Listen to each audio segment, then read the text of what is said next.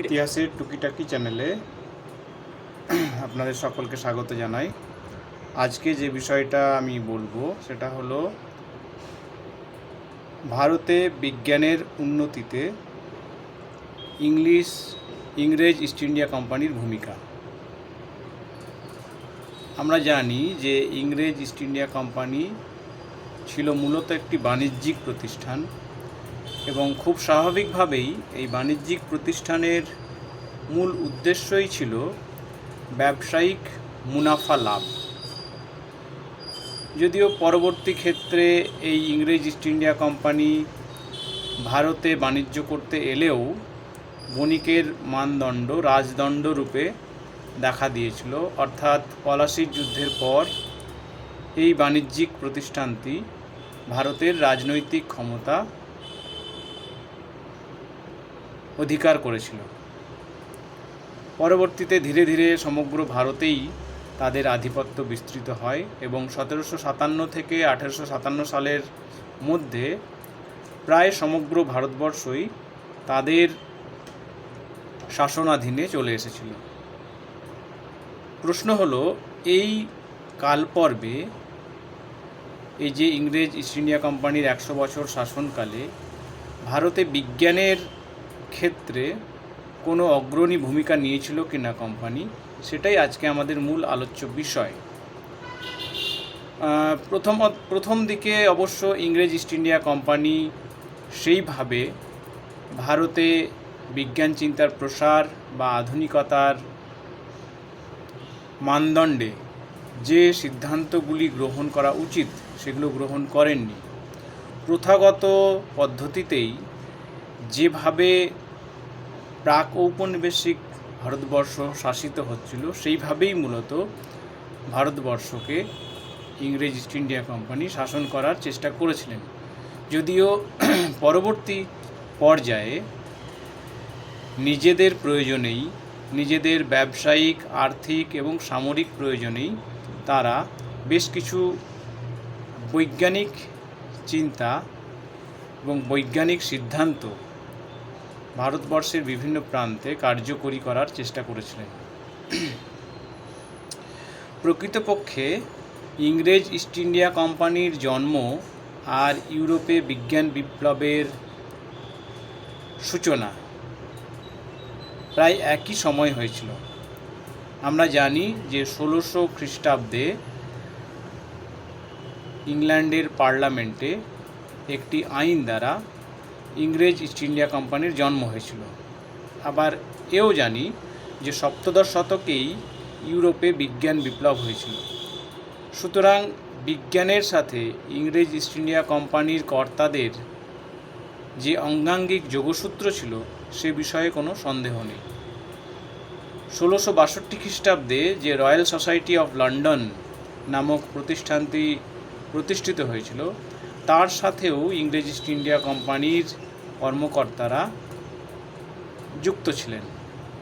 সুতরাং সহজেই অনুমান করা যায় যে বিজ্ঞান এবং ইংরেজ ইস্ট ইন্ডিয়া কোম্পানি এর যোগসূত্র ছিল খুবই নিবিড়। ফলে যখন ভারতবর্ষে ইংরেজ ইস্ট ইন্ডিয়া কোম্পানি বাণিজ্য করতে এলো তখন থেকেই ভারতে বিজ্ঞানের বিভিন্ন শাখা প্রযুক্ত হয়েছিল। এর উদাহরণস্বরূপ বলা যায় যে 1749 খ্রিস্টাব্দে যখন ইঙ্গো ফরাসি দ্বন্দ্ব তৃতীয় ইঙ্গো ফরাসি দ্বন্দ্ব চলছে, সেই সময় বাফন তার যে বিখ্যাত বই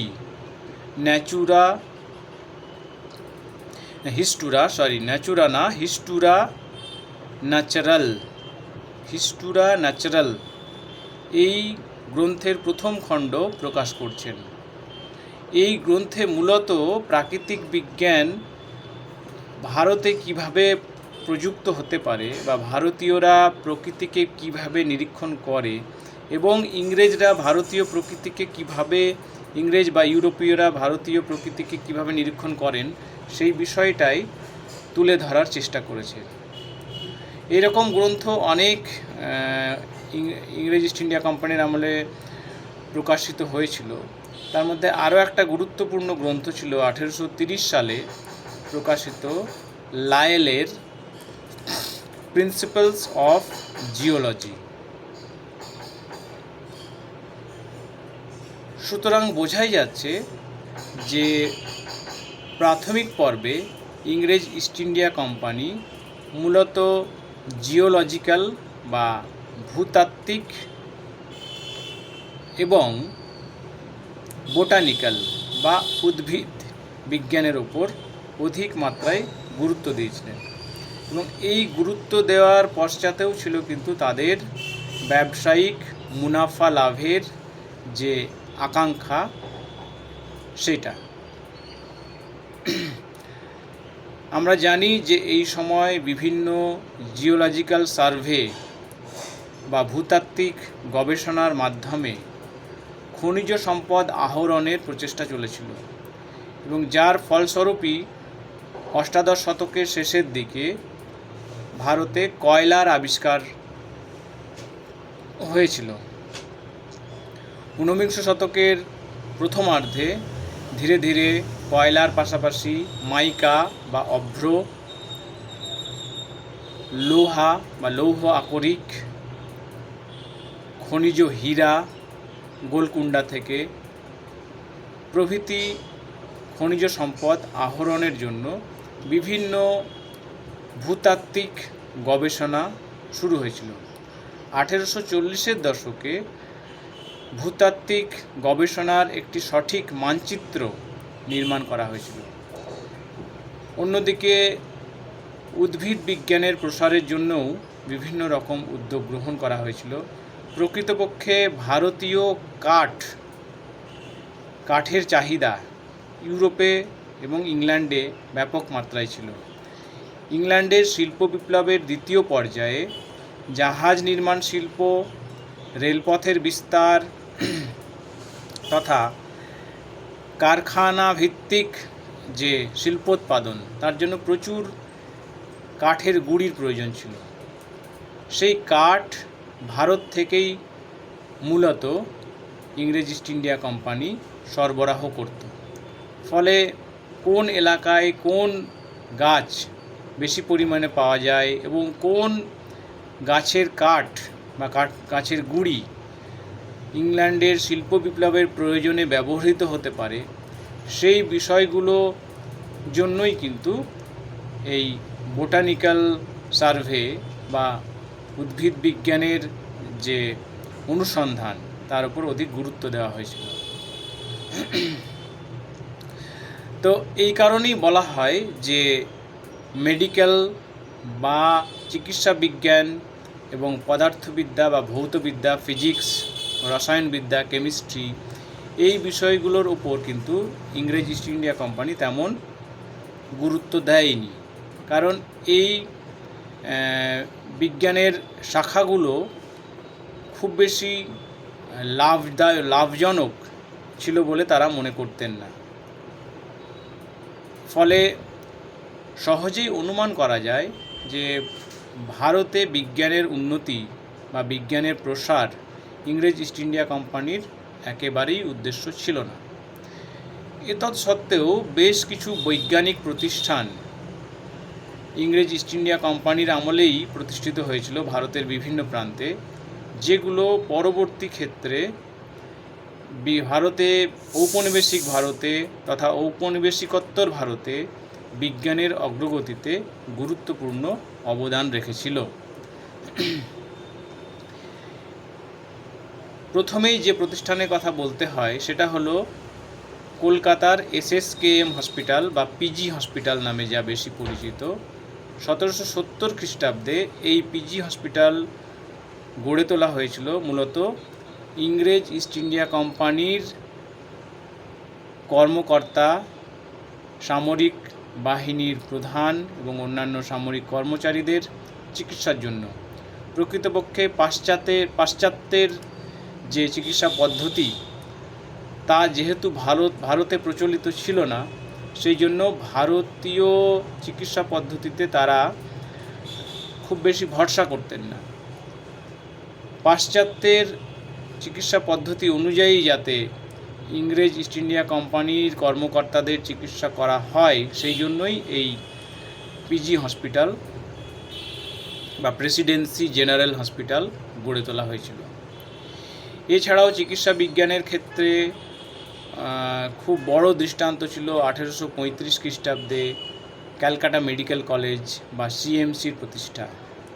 এই প্রতিষ্ঠানের উদ্দেশ্যও ছিল কিন্তু ব্যাপক আকারে ইংরেজ ইস্ট ইন্ডিয়া কোম্পানির কর্মকর্তা এবং কর্মচারীদের পাশ্চাত্যের চিকিৎসা পদ্ধতিতে চিকিৎসাকে চালিয়ে নিয়ে যাওয়া।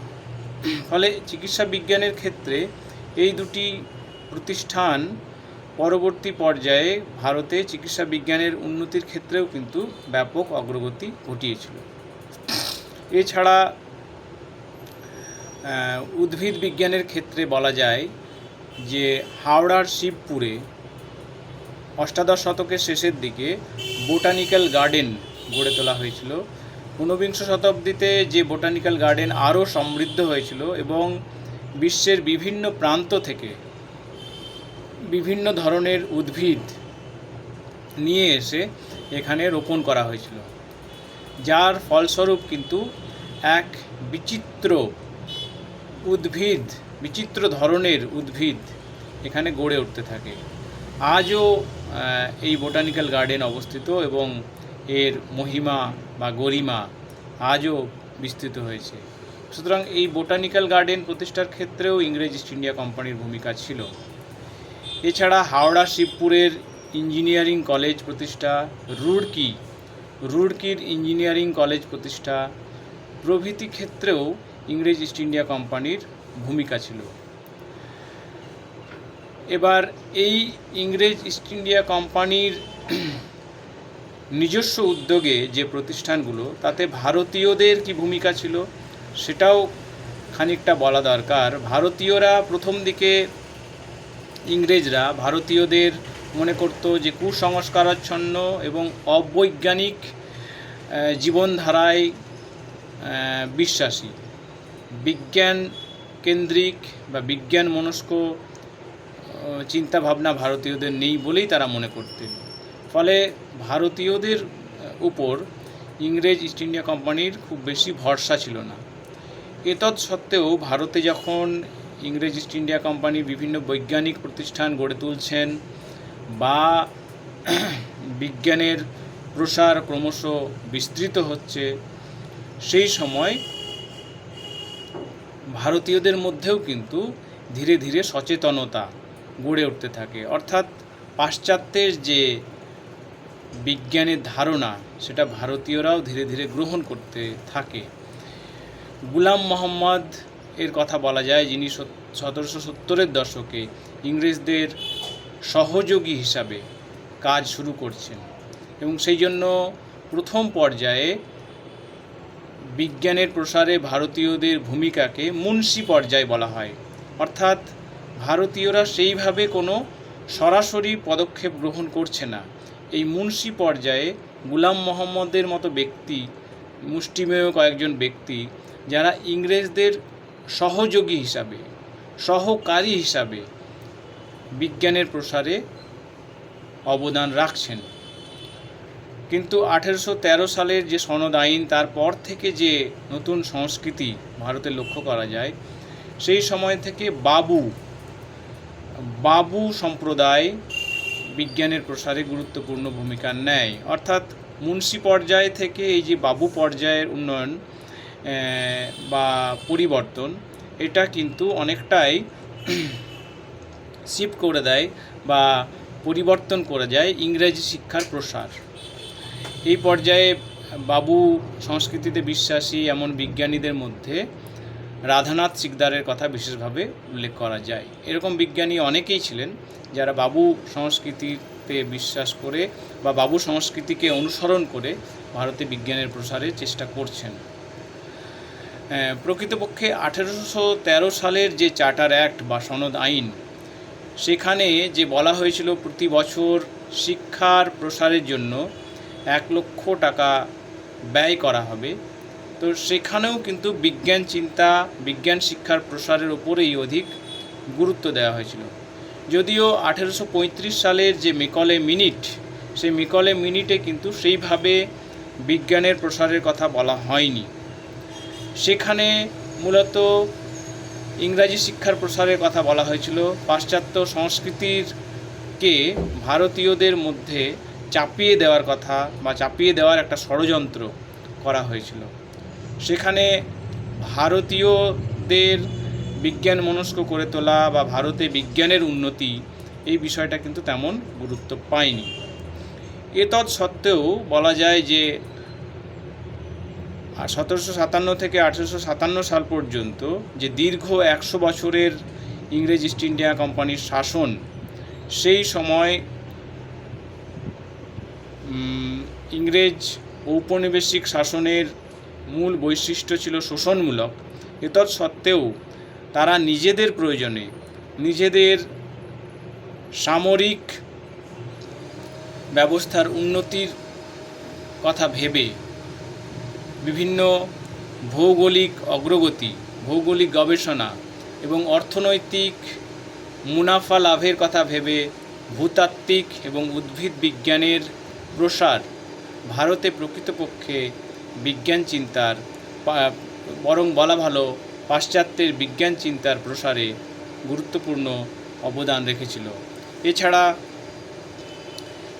Calcutta medical college, Presidency general hospital, Roorkee engineering college, Shibpur engineering college, হাওড়ার বোটানিক্যাল গার্ডেন প্রভৃতি প্রতিষ্ঠান থেকে সহজেই বোঝা যায় যে সেই সময় ভারতীয়দের একাংশ পাশ্চাত্যের বিজ্ঞান চিন্তার দ্বারা অনুপ্রাণিত হয়েছিলেন, যার ফলস্বরূপ সেই সময় বিভিন্ন বৈজ্ঞানিক সংগঠন গড়ে উঠেছিল, যার মধ্যে Madras Literary and scientific society, Calcutta medical and physical society, agricultural and horticultural society প্রভৃতি সংগঠনের নাম বিশেষভাবে উল্লেখ করা যায়। Stop recording video button.